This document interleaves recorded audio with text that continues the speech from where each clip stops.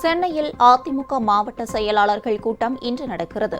கட்சியின் தலைமை அலுவலகமான ராயப்பேட்டையில் நடக்கும் இந்த கூட்டத்தில் மாநிலங்களவை தேர்தலில் களம் இறங்கும் 2 வேட்பாளர்கள் யார் என்பது குறித்து விவாதிக்கப்படுகிறது.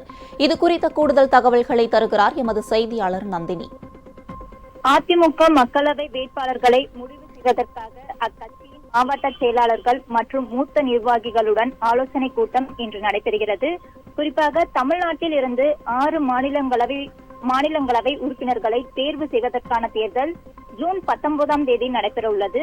இந்த தேர்தலுக்கான வேட்புமனு தாக்கல் ஜூன் 2ஆம் தேதி தொடங்க உள்ளது.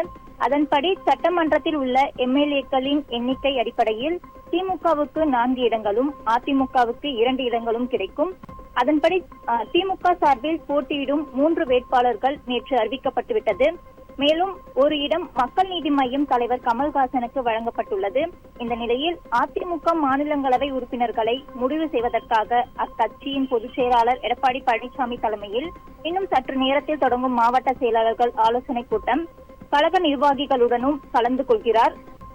குறிப்பாக கடந்த ஆண்டு நாடாளுமன்ற தேர்தலில் அதிமுகவுடன் கூட்டணி அமைத்து போட்டியிட்ட தேமுதிகவுக்கு ஒரு மாநிலங்களவை இடம் வழங்க ஒப்புக்கொள்ளப்பட்டுள்ளதாகவும் அக்கட்சி பொதுச் செயலாளர் பிரேமலதா விஜயகாந்த் தொடர்ந்து கூறி வருகிறார்.